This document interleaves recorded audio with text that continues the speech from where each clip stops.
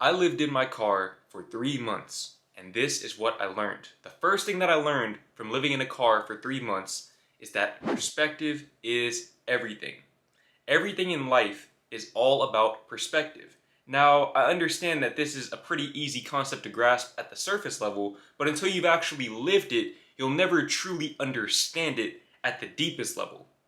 And in my experience, I had one moment of awakening throughout my car life experience in those 3 months that really showed me this, right?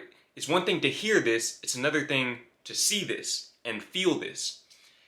There was one particular night where I was doing my laundry at a laundromat in Burbank, California. This is where I spent roughly 50% of my time in the LA area. Burbank, California and Long Beach, California. And this particular night, I was in Burbank. I was doing my laundry at the laundromat next to the Planet Fitness in Burbank, right by the Burbank airport. And I saw a man sleeping on the ground with a blanket, on the concrete, mind you, right outside of the laundromat. And in that moment, I knew that I was wealthy. Now, what does it mean to be wealthy, right? Because for 99.9% of people, if they see somebody living in a car, they don't see them as wealthy. I knew I was wealthy in that moment because I had been shown a lesson which I had seen in the past but had never fully understood until that moment. And that lesson is that the wealthy man is not the man with the most possessions, but rather the man with the least desires. My initial thought upon seeing this man laying on the ground was that, wow, at least I'm not that guy. I'm living in a car, my situation isn't exactly what I would like it to be, but at least I'm not sleeping on the ground like he is. But then, later on in the night, I had an epiphany. That man could potentially be happier than I am.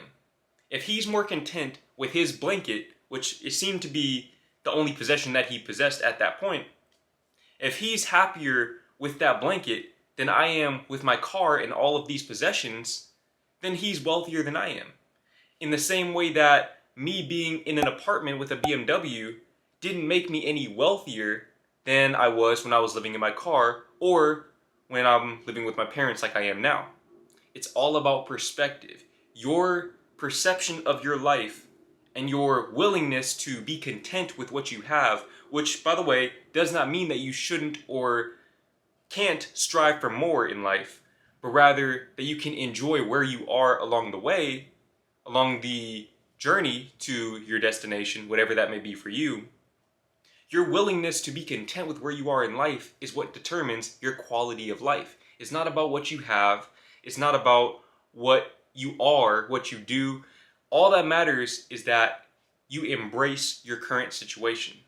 Like I said, this doesn't mean that you should stagnate and stay in that situation and ruminate in that situation, because one thing that I've also learned from living in my car is that stagnation and too much introspection can be bad for you, which I will touch on later on in the video. But you should allow yourself to be content with where you are and be content with what you have, because gratitude is true wealth, and you always have access to gratitude. If you think about any of your desires right now, on the other side of that desire, there is a feeling that you aspire to feel, and that feeling is gratitude. So if you allow yourself to be grateful in the here and now, you are already effectively wealthy. Perspective is everything. Like I said, that man who was sleeping on the concrete, he could have very well been one of the wealthiest men in the entire world if he was content with everything that he had, with what little he had. And there was probably somebody out there who wished that they had what he had, right? That man right there seemed, at least from the outside looking in, like he had absolutely nothing tying him down to anything at all. He was completely free to go where he wanted, of course, within his financial means or the lack thereof. But the point is that he didn't have any responsibilities that the vast majority of people have. Not having those obligations is a form of wealth in and of itself.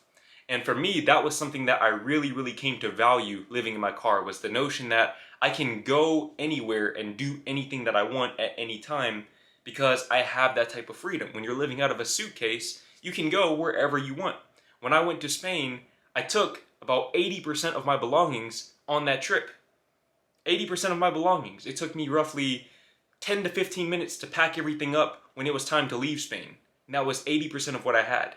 There's a lot of freedom and a lot of beauty in living that sort of minimalistic lifestyle, and that's something that I'm going to continue to live moving forward. Now, with that being said, as much as I value transience and the freedom to travel and see new things and just escape from the confines of my current situation, I've also learned that you can't outrun yourself. There is no car fast enough, no plane fast enough to outrun your personal demons. No matter where you go in this life, on this earth or outside of this earth, it doesn't matter.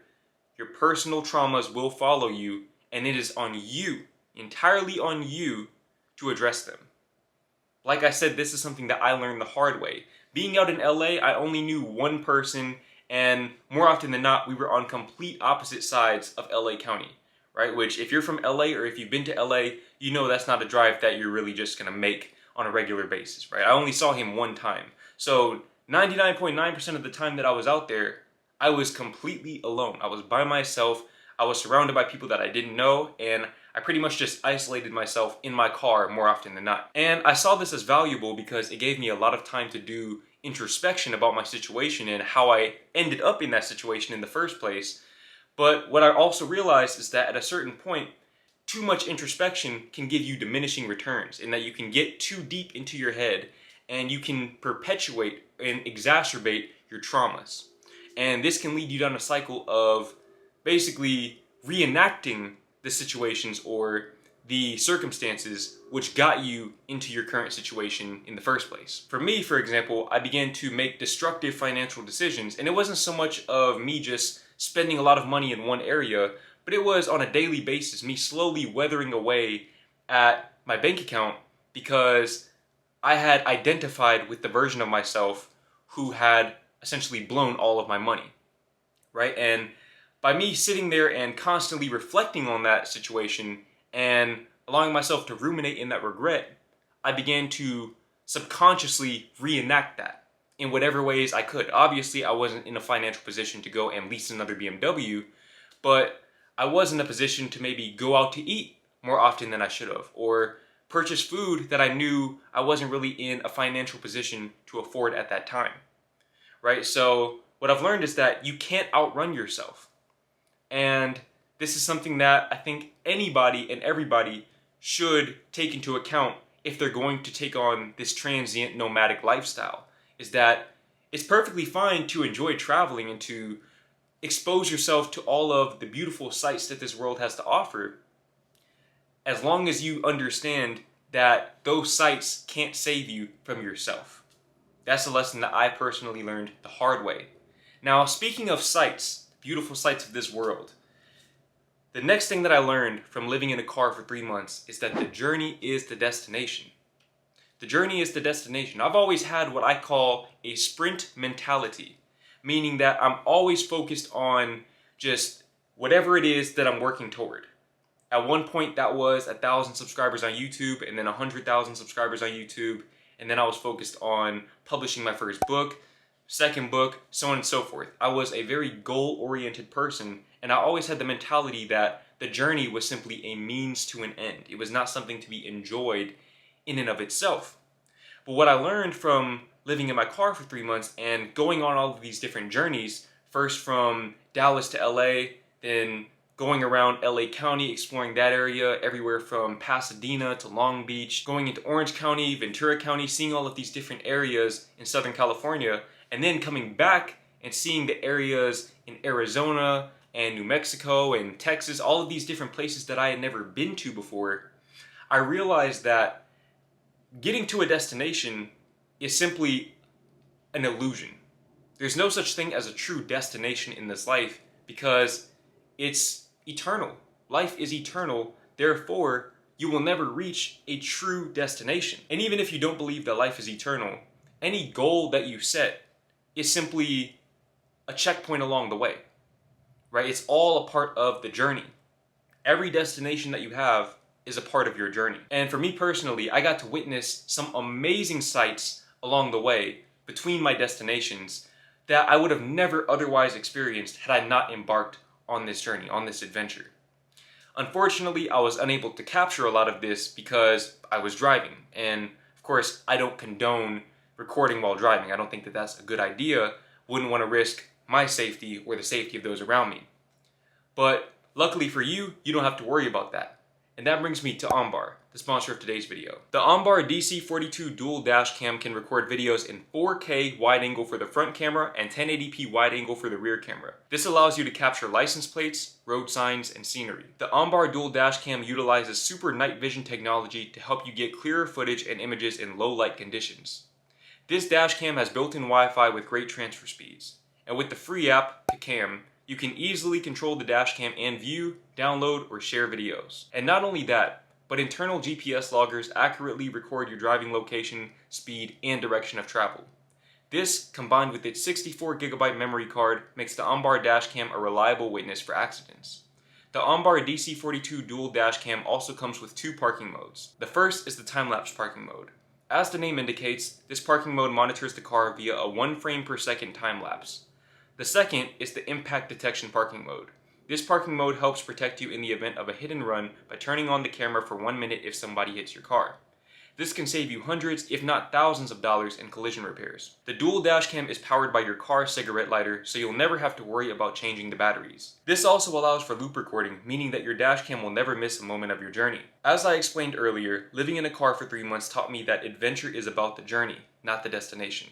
That space in between destinations is where true evolution takes place. My biggest regret from my car life experience is that I didn't document more of those in-betweens. There were times when I really wanted to pull my camera out and show you guys the scenery, but I didn't want to set a bad example by endangering my own life and the lives of others. But with the OnBar DC42 dual dashcam, I could have documented these experiences while also ensuring my safety and the safety of those around me. And if you love taking road trips, I'm going to let you in on a little secret. If you use this dashcam to record your journeys, you can actually make money by posting the footage on YouTube. And not only that, but if you live in the USA, you can even write off a portion of the mileage, the price of fuel, and the camera itself on your tax returns. If I could go back, I would get the OnBar dual dashcam so that I could take better advantage of these tax benefits and generate some extra revenue on the side. Who knows how many more places I could have seen if I had thought about this earlier. Summer's approaching, and I know that you guys will be looking to hit the open road and pursue adventures, and I don't blame you. But this also puts you at a higher risk of being in or witnessing automotive accidents. If you'd like to invest in your peace of mind and document your journey at the same time, click the link in the description and order your OnBar DC42 dual dashcam today. Like I said, the journey is the destination. The next thing that I learned from living in my car for 3 months is that nobody cares about your insecurities.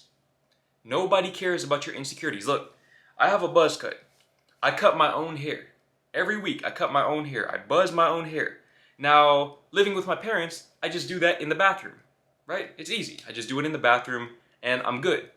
But when I was living in a car, I didn't really have that many options like that, right? There was no way for me to cut my hair in private. Meaning that oftentimes, for about 90% of my time living in a car, I had to find various parking lots where I could cut my hair right there in the parking lot. And believe me when I tell you, that people were looking. People were most certainly looking at the guy giving himself a buzz cut in the middle of a Target parking lot. And I had to do that every single week for 3 months. Eventually, I started cutting my hair inside of the Planet Fitness locker room, and I still got stares. If anything, I got even more people staring at me.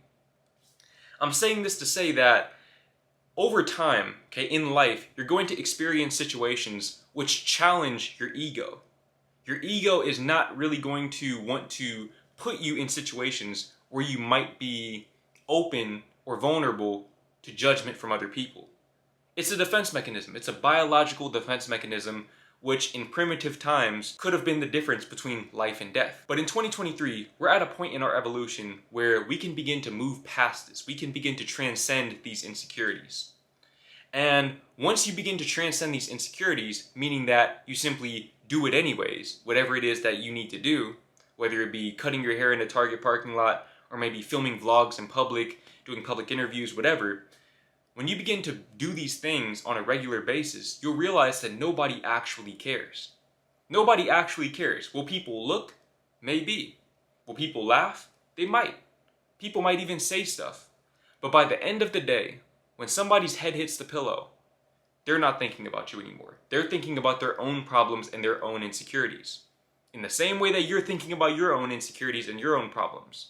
I guarantee you, okay, for 99% of you, when your head hit the pillow at night, you weren't thinking about Jordan Green living in a car. You weren't. If you were, then God bless you. But for the vast majority of you, you weren't. You were thinking about your own situation, the difficulties that you're facing in your life right now. Because when it comes down to it, those are the things that hold the most relevance in your life. And this isn't a narcissistic thing. This is simply life, right? You have to prioritize your own problems and fix your own personal situation so that you can be in a better position to help other people. Living in a car taught me that nobody actually cares about your insecurities because we all have our own insecurities. It doesn't matter who it is. The most confident man in this world still has insecurities. Without insecurities, confidence cannot exist. Confidence is not the lack of insecurities, it's the acceptance of your insecurities. I was insecure every time I pulled that haircutting kit out in that Target parking lot. But I did it anyways. I learned to accept the fact that I was insecure and then simply do it anyways.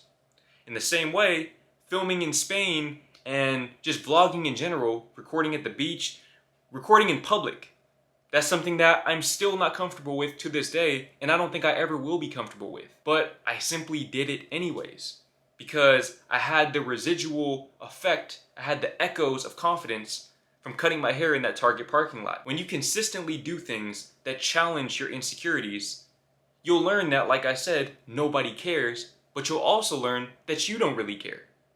You don't really care about your insecurities either. You only care about them because you think that other people will care about them. But once you realize that they don't, you stop caring about them too.